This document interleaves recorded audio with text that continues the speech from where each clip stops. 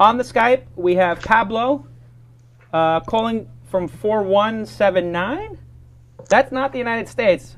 Where are you calling from, Pablo? Hello, Jason. I'm calling from Switzerland. Oh, you're calling from Switzerland? Yes. Oh, obviously we know This Week in Startups is a huge contingent in Switzerland. What time is it in Switzerland? It's 10 at night. So it's 10 o'clock at night. And like most people in Switzerland, you're tuned in to the live telecast of the This Week in Startups program. You have a question for myself and for Howard Morgan, legendary investor with 30 years of experiences, both good and bad. We're going to get into that. Give us your question. Okay. We actually pitched at Shark Tank some time ago. Okay. And your prescription was a follow-up. So if it's okay with you, I'd like to give the follow-up. Okay. So hearablog.com, it's a service where we narrate blogs so people can listen to them on the go, like a podcast. Yes. But to keep up with the blogs. So since last time, we started to narrate in many more blogs. We are narrating five major blogs. We are typically publishing several posts a day. In February, we have 4,000 downloads. About half of them from the US, 30% is mobile. A lot of them come from subscribers, not people just passing by, which for us, it's great. We already have the first advertiser, thanks to you. Thank you, Jason. The advertiser heard us at This Week in Startups, and he decided to advertise with us. He really wanted to support us, and he actually got a mail of thank you from one of the listeners saying, thank you for supporting HearAblog. We really love the service. Okay, so this has been an incredible plug for HearAblog. What is the question? So the question is, HearAblog is a boutique shop. We know that, but we want to go big. And we are thinking of, we started to build a product that is going to be huge, that we are building it out of HearAblog, but we'll have to build another product, an intermediate product before. So the question is, how do we pitch that we are building these products to get to the last one, which is going to be huge? Do we just pitch the huge one where we have nothing to show for? Do we pitch the small ones as steps? How do we approach investors with this situation? So I'm going to repeat your question, just so everybody's sure, I'm sure I got it correct. Your question is, you have a small but promising product, you have a big product vision, and you're going to be talking to investors, and you want to know if you should give them the big vision or the small vision. Yes. Okay. I can tell you one thing, that nothing pleases an investor more than somebody who has accomplished something. When they can actually see that you've demonstrated that you've built a good product, that it's in the market, they love that.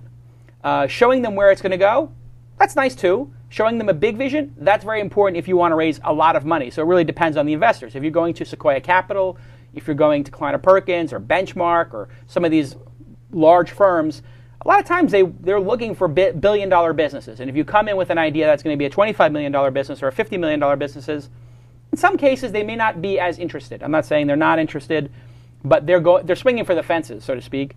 So you do want to have a big vision and take small steps. I would say you're doing it exactly right. Howard, what's your advice? I agree completely. We do want to know that there's a big vision there because you do want those giant exits. In fact, Vinod Khosla has very explicitly said all he cares about are the billion-dollar exits. Right. But we want to see somebody who's accomplished something, and your small steps, the current Hero blog and what you've gotten so far is a good way to show people that you know how to make some money, you know how to get customers to actually pay you something, or advertisers in this case, and then you have the big vision to show us as to where it's going to go so that it will eventually make you and the investors a lot of money. I am looking at your product, and I just have to say I'm very proud of you. You guys took the prescription well, and you made the product look very clean. We can pull up my laptop here for a second, and here's HearAblog. If you guys remember, they basically take blog posts from people of note, and they make them into audio files because people want to listen to them when they're in the gym. This is a brilliant idea. How it becomes a business, I don't know exactly, but you said you got a sponsor. Interestingly, you went for the tech vertical. This is a very smart move. Tech people are going to adopt stuff early, they're going to give you feedback, and they're going to be rabid consumers. I see Balsamiq. You've taken the Balsamiq blog and you've made it into a podcast. Guess what? We were talking about Balsamiq for the last 2 weeks here. It's a wireframing piece of software that seems to be sweeping the user interface community. That's a delightful thing to see there. And then also I see that you have Coding Horror, one of the co-founders of Stack Overflow, and you have Joel on Software, Joel Spolsky, who is a good friend of mine, who's called into the show and who is a brilliant guy who writes long pieces. And you have his stuff as MP3 files, 3 minutes, 5 minutes. These are great little chunks. And I'm going, I want to subscribe to this. And when I go play poker next week, I want to have this on my podcast.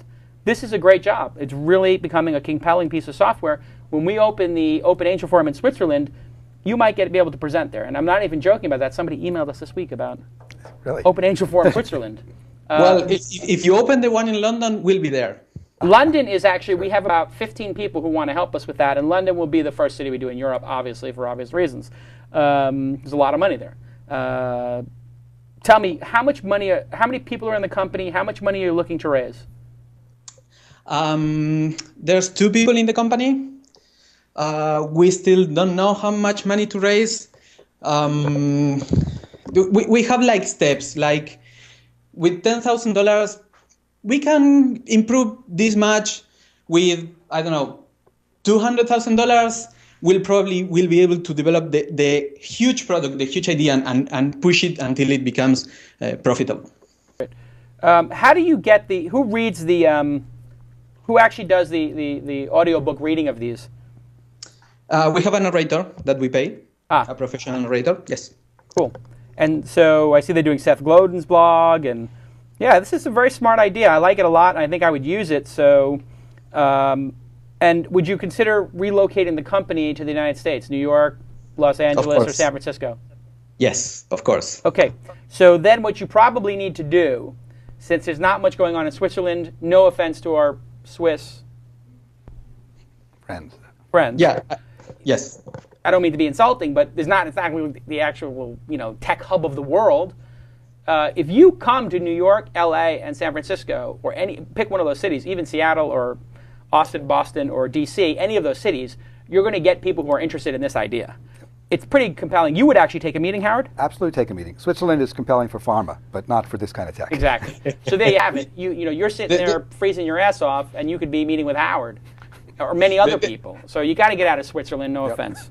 The only thing stopping us to move to the States is the visa issues, and we are hoping for the startup visa movement to take off. We signed on to that. This is infuriating. This country was built off of the innovations of people who were not born here. And now all of a sudden we change and we say we only want ideas from and CEOs of companies and founders from within this country. It is the stupidest move we've ever made in the history of the country. George Bush is responsible for a large part of it, and Obama is responsible for not acting quick enough to clean up this mess that George Bush has created. It's been a decade since we've let people into the country to create companies. Howard, how big of an issue is this? It's a nightmare issue. In fact, I meet with companies all the time. In the last week, I've met with 2 companies where I had to ask the question, oh, so you're from Canada, or you're from, in one case, Europe. What's your visa status? I don't want to ask an entrepreneur what his visa status is or her visa status is, but you have to, because we had one case where there was an entrepreneur who couldn't get back in the country for a year because he was playing the game of visitor visas and stuff like that. Okay. And so we have worked with Senator Schumer in New York and other people, and of course the startup visa movement that we've just said, to try to push the fact that anyone who gets a college degree in the U.S. should get a visa.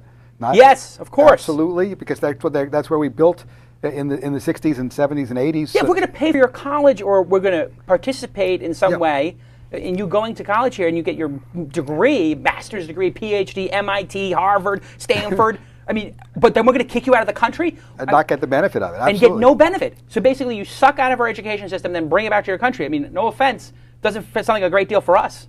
Immigration is an issue that I feel, and some of the other senators and congressmen I talked to, that Obama should have tackled before health care, in the sense that it was one that he probably could have gotten through more easily. Right now, he can't focus on it for another year. Yeah. So I need one of the super fans to cut a message right now, starting now. Message to President Obama. This is Jason Calacanis from This Week in Startups. I voted for you. I believed in you. You've been a horrible disappointment to me. You are not focused on what matters, which is creation of jobs and companies. This is a disaster. Healthcare is not as important. It's important. It is clearly not as important as people having jobs. Let's get them jobs first, and let's get these founders into the country. So check out startupvisa.com, and let's solve this problem. You're supposed to be a man of action, and all you want to do, Mr. Obama, please, stop with trying to please everybody. It's a waste of time. Be bold. Dare to be great. You're a terrible disappointment right now, and I have to just tell you that honestly. End message. Okay. That's it. I'm sorry. I had to get it off my chest. I mean, do you feel the same way? I'm frustrated. I was an Obama supporter. I'm very frustrated with what's happened, with the way he's approached the dealings with Congress, with the way he's approached the issues. Energy, infrastructure, immigration are things he could have gotten past, built a solid record of success, and then hit healthcare. Right. Which is needed. I mean, there's no question that it's needed. Right. But the job creation areas, energy, where are we going to create the next set of jobs? Solar energy, wind energy, alternative energy, battery technologies. Nuclear. I'm a big fan of nuclear. Me too. As you know, at Idealab, we're doing a lot of energy companies. Yeah. Fire up the nukes. It takes 20 years to build a nuke, 12 of which are legal. It's unbelievable. Yeah. France, 90% nuclear. Yeah. China's got like 50 nuclear plants. Although they're still 90% coal, but they do have a lot of plants going in. And that's Japan, 50% nuclear. Japan, which had the only nuclear warfare ever, yes, is 50% in the history nuclear. Of it, right. Yeah. Go figure. It's a really astute point. Yeah. It's stunning to me what a disappointment he is. Would you say a disappointment? Yes. Okay. I don't want people to think that I'm like a Republican or conservative and I'm beating up on Obama. I'm libertarian. I just want things to get done and make the government small. That's basically my position, I think. Well, making it smaller, making it the right size. When Clinton left office, we had a surplus. A budget surplus. Big one. So, I mean, it's just things have gone. Then we sent $800 to every American who then proceeded to mortgage their house 3 times over. Yes. And they really needed that $800 check. We couldn't leave that in the coffers, no? Crazy. Anyway, Pablo, great job, and you're doing everything right, except you're living in the wrong country. I apologize for the xenophobic ways of the United States, and our loss in not getting a great entrepreneur like you over here. I apologize on behalf of the United States and President Obama. People in Switzerland, congratulations. You've just kept an entrepreneur and all those jobs in your country. We suck. We'll talk to you soon, Pablo.